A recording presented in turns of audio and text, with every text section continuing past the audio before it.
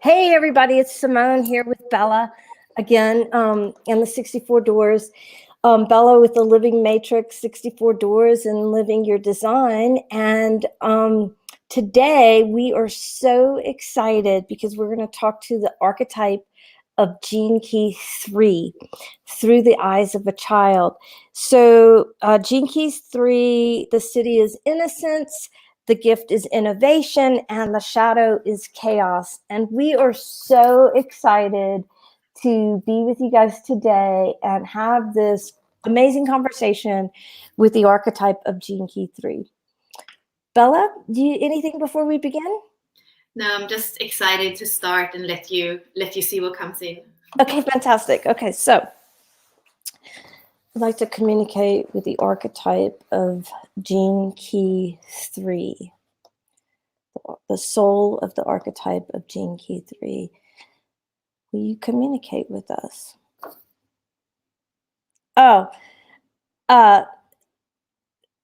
so like immediately so many images, and it's like I'm watching a being on a skateboard going down a street super fast. Imagine we're in a high-speed film and there's so much passing by us. It feels like simultaneously we are in the earth plane and the universe. So as we skateboard or jettison down this pathway, the pathway looks like a paved pathway, and we pass by grass, trees, planets, stars, other beings and light being. So it's all right there, right at our fingertips that we're just zooming past. I asked the soul of the archetype of 3 what wisdom it wanted to share, and it's like, hold on, I want to play. I'm on my journey. Don't slow me down. What are you doing? It's saying like, don't talk, just be. Be with the speed of the experience. Be with the totality of the experience. And what are you noticing? And the thing that I'm noticing the most is the life force of all the things we pass by. So if it's a planet, it's like I feel the totality of Jupiter. I feel the totality of Saturn. I feel the essence of the grass, that it's all fully alive, like 100% present and there. And the child that I'm, it's like a childlike being on the skateboard that I'm following. It feels like the perfect combination of masculine and feminine. So I think I'm going to refer to them as they. So they're just laughing. There's so much delight in the totality of the whole experience. And while it runs by my screens very fast, to them, it's like the perfect speed. They have the full experience. It's the essence of divine timing, if you will. And they're saying they just wanted us to have this experience of the totality of everything they engage. Mm-hmm. And now they're talking about like when you draw a picture of, let's say, a landscape, you draw a tree and grass and flowers, and we put in planets. Mm-hmm. You know, our landscape is not limited to this earth plane. Our landscape is the cosmos. It's everything from this point on earth through the cosmos. Mm. And the limitlessness is incredible.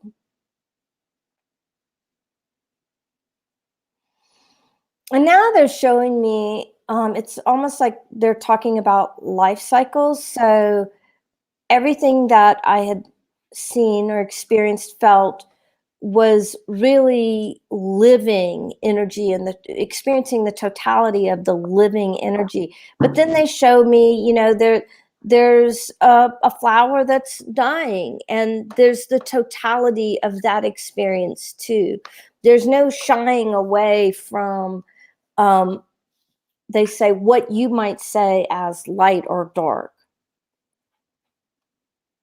whole or empty. Mm-hmm. Empty is whole too. That there's a completeness, if you will, in every energetic expression, even though humans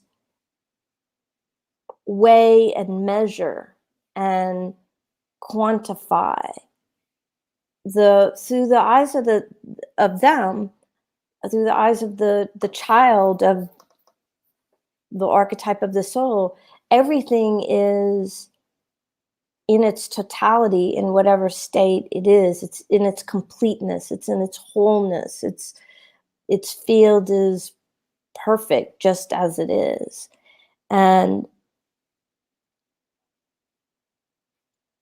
that's why they can see connections where others are unable to process, because when everything is wholeness, completeness, unified in its field, they're able to see connections and interplay and how things relate. That's how they can put Saturn next to a tree in their landscape.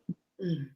And it makes sense, because there's this connectedness through the embodiness of wholeness, of completeness, of the unified field. And they say, if they could share one thing with us, that's what it would be: to see everything as completely unified and whole in its totality of its energy. And when we do that, we can see connections to everything. That is really truly the unified field of oneness, right? Mm-hmm. And they say it's through judgment as incomplete that the connectedness breaks down. Mm-hmm.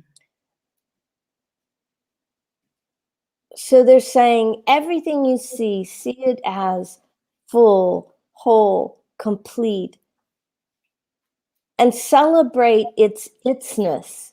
Whether it's a flower blooming or a flower decaying, it's in the completeness of its itness. And they say, if you apply this to other beings, there's no less than. Other beings are in the completeness, if you see them in the completeness of self, in the wholeness of self. It doesn't matter how a person perceives itself or herself. It's how the observer, they're saying to me, when you look at a tree, you don't go, well, that tree's half dead. You just go tree, and you have you have the expression of the fullness of a tree. He says, with humans, it's easier for you all to do it with things that are not human, but or to have that wholeness of vision, the awareness of complete energy. And then they just took everything and started spinning it really, really fast. And so it looks like a almost like those lollipops you get at the fair, those big lollipops that are like a candy twist swirl. So that's what the light looks like. They've swirled everything together. And it almost reminds me of a chakra, of how I see chakras, where there's this swirling of color of everything together. And now they're just laughing. Like, I can't see them as a physical essence, but I feel and see the translucence of them, and they're just laughing and delightedness, and how they play with unity consciousness. And now it's like they're throwing the whole world. It's like they took that swirling color ball, and it's like they're throwing it up in the air, that they're just playing with the energy of wholeness, oneness. And then they're eating it. It's like they are taking it all in through the metaphor of, consuming it, just taking it all into themselves. And then I was seeing them as translucent light beings. And so they eat this ball of energy. And then it's like they spring flowers from everywhere in their body. They're just so alive. It just, when I was watching that image, it just reminds me of, I heard the word alchemy, so this whole alchemical process of engaging with the wholeness of everything, that there really is no limit to what's possible. And I had a flash. It reminded me of like the Cat in the Hat books, those children's books where there's no, it's just not, everything is possible in those books. And they stopped and they looked at me and they said, everything is possible. And they said, that's what we would like to leave you with now. Everything is possible.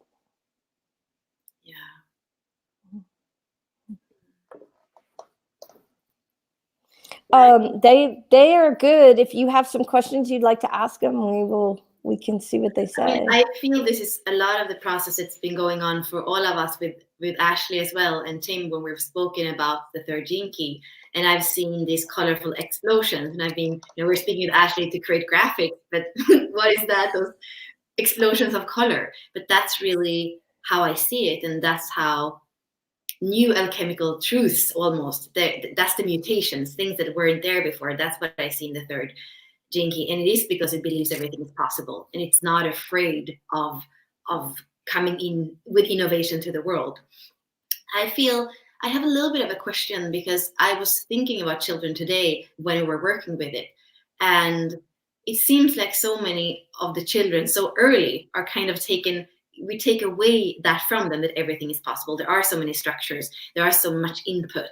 So I'm wondering if there is any words, any advice, anything for for the children and for us who are here to bring up the children.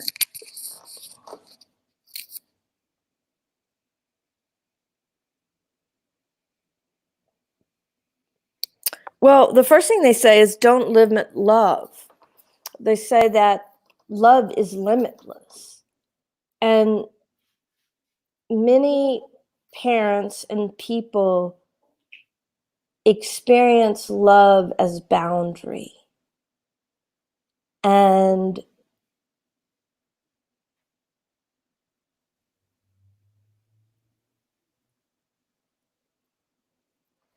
they're showing me that they're showing how it all gets confusing, because parents want order. They need order for their own experience. And they say when we use the word boundary, we can see how it is confusing, because for human life, you feel like boundaries, rules keep chaos from ensuing. And we understand that humans don't perceive they can live in chaos, that they need order. And so what happens is, in the ordering and structuring of life, a confusion occurs that limits love, where love shifts from unconditional to conditional. Because many parents, people, don't understand how to set boundaries in the context of love, that the boundary is disconnected from unconditional love. There is a way to set guidelines for life without connecting it to unconditional love or conditional love. And they're saying we realize it's challenging because you're human, and mothers and fathers get tired. They don't have access to the boundless energy that children have because they're immersed in adult worlds. And yet, if they can somehow find the childlike parts of themselves and love their children from the childlike parts of themselves, and in a sense parent as a child, put their childlike eyes back on and love their children from the unconditional love of their childlike selves, it will be easier. They say, think about the energetic flows. Imagine a parent coming from the adult world of work or whatever their day is, stress of driving on a freeway or a busy, physically taxing job. And they come home and they experience their children in this childlike boundlessness of energy. And it's hard sometimes to see through the eyes of a child in that moment.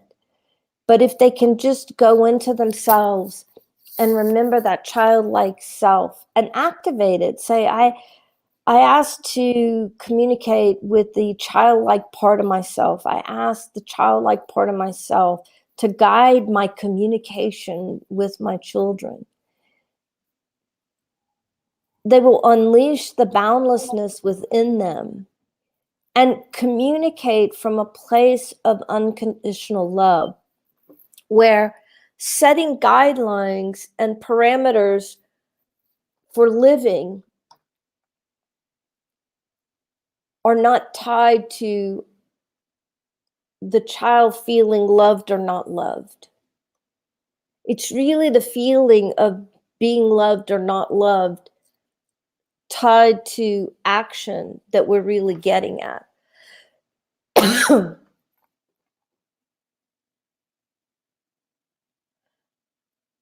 It's interesting. They go, sometimes all a child wants is to be handed a balloon and to be allowed to fly with that balloon. The permission to explore creativity. Sometimes children want to have an experience and relationship with the childlike part of their parents, not the adult part of their parents. And they're saying, if we could say anything to parents, create a space and a time to be your childlike self with your children, where you get on the floor with them and just have no mental boundaries to your creativity, no matter how silly it seems to you as the adult. Just getting on the ground and rolling around and laughing and giggling from that childlike part of yourself with your children.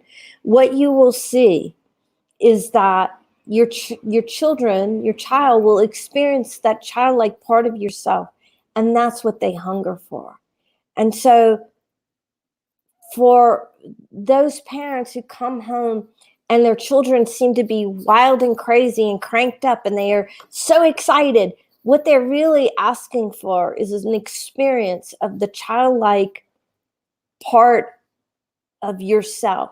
So if you can somehow put that adult part of yourself to the side, get on the ground and have 5 or 10 minutes of complete childlike self, and do it intentionally. Ask to communicate with that, connect with that part, that childlike part of yourself, and awaken that for those 5 or 10, 15 minutes with your child, and give the totality of yourself to your child.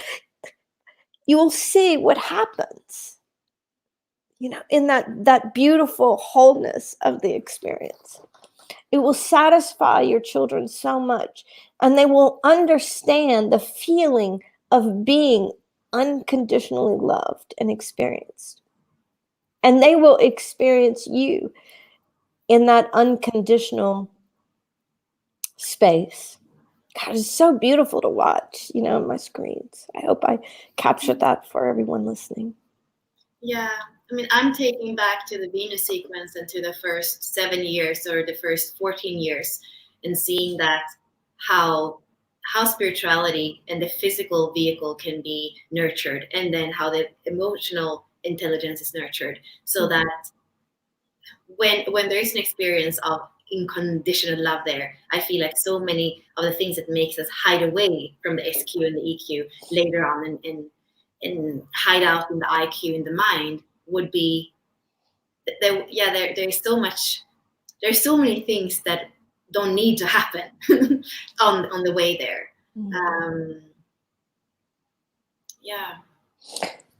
It's like when a parent can play with the child, whether they're drawing, like if you're drawing, make your drawing silly. They don't have to be a house with a tree, have it be magical and magical realness. Allow that. Actually is saying bring the kids, bring out the kid in you if you let them. Yes. So be in that state of receiving from them. And whether you're drawing or you're playing or you're creating or you're telling stories or you're rolling around giggling, for whatever time you can, be in that totality of your childlike self with them. Allow yourself to go to that place. The experience they will have is unconditional love, because you're going to the totality of you, accessing and relating with the totality of them. And that's where they will feel that unconditional love. It reminds me of when the archetype was showing us the experience of totality of everything they were experiencing. That's a way to bond with your child in the totality of you. And what they're showing me is that when you can go to that place with them, in that childlike place, it's as if they can then see the totality of you as an adult. Mm-hmm. It's like an entry point. Yeah, I hear the 28th gene key, because that is totality and risk taking, you could say. So it's almost like, for a grown up, it's a risk. Like you are gonna have to let go of some structures, some order, some things that you think have to be there, and it is you have to kind of dive in there, because many of us, like we were saying, if we are hanging out in our IQ, in our mind, we don't have even access to the own parts of ourselves that are playful. So I guess that it is a risk to become the eternal child and to stay there as a grown up. And they're also showing me that a byproduct of this is when the adult allows access to that childlike part of themselves and experiences the totality, the wholeness of their creativity and imagination with the child, they'll have more access to that when they are in other parts of their world. And the great thing about that is that's going to enhance and make their lived experience when they're away from their children more whole, more creative, more innovative, more whole. Mm-hmm. So it seems like a gift. Here's the interesting thing. I just saw the geometry of it. It seems like a gift to the child to, have that time of pure childlike creativity and playfulness. And it ends up being a gift to the self, so that experience of unconditional love with the child, it then becomes unconditional love for the self. It's beautiful. Yeah, and I feel like I want to bring in Jinky 6 because Richard speak about 46 for the first 7-year period, which is seriousness in the low frequency, and it's ecstasy in the light. So that's the key that is programming the SQ the first 7 years. So that is also a good reminder. It's kind of the kids are co-creating the truth of what you're saying. They say, this is good. I asked them, is there anything else? And they said, this is good. They're happy. Do you have any other questions? No, I just feel like it's funny that it's like, I feel like they're kids, all the other times it's either he or she, and this time it's them, so I feel like a bunch of little beings that are all. Yeah. No, I don't have any more questions. I feel it was perfect and beautiful, knowing what the gene key is, but this was a very live way to bring it into reality. And they're just off on their scooter again, their skateboard, and they're just flying. They're already gone. So I'm just going to say thank you to them. They're waving, and they said they'll talk to us anytime.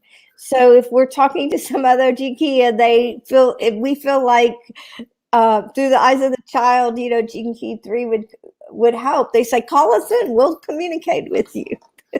They're just so willing. Yeah. So happy. They say, of course, we want to bring joy and love to the world. That was great. Yeah, so much fun. Yeah. And I love to do it live because we got some comments. So I also, for anybody who's watching, if you like to have this live on Thursdays, I feel like, Simone, it's a good idea to come back and just share like this about it. Well, I'd love to. Thank you for having me. Thank you. And thank you, everybody who are watching, and we'll come back. Bye. Bye.